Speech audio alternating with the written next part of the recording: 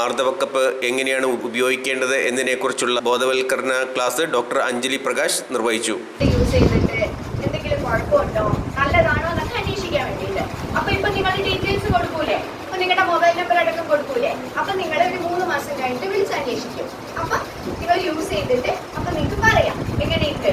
Okay, അപ്പൊ ഇതാണ് cup. ആദ്യം കാണുന്നുണ്ടോ അല്ലെ? കൂടാണ്ട് നമ്മൾ നന്നായിട്ട് കൈകൾ വാഷ് ചെയ്യണം അല്ലെ. ഈ കപ്പ് തൊടുന്നതിന് മുന്നേ സോപ്പിട്ട് നന്നായിട്ട് കൈ കഴുകണം. കപ്പ് തൊട്ട് കഴിഞ്ഞിട്ടും, അതായത് കപ്പ് വെച്ച് കഴിഞ്ഞിട്ടും നന്നായിട്ട് സോപ്പിട്ട് കൈ കഴുകണം അല്ലെ. നമ്മുടെ വ്യക്തി ശുചിത്വം നമ്മൾ തന്നെ ഉറപ്പാക്കണ്ടേ, അപ്പൊ അങ്ങനെയും കഴുകണം.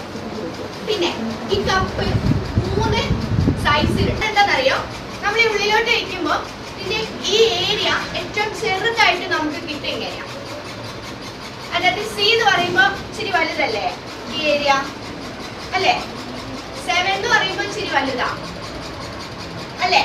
പക്ഷെ 5 സ്ട്രോങ് എന്ന് പറയുമ്പോൾ നമുക്ക് ഏറ്റവും ചെറുതായിട്ട് ഈ ഏരിയ കിട്ടുന്നത് ഇതില്ല.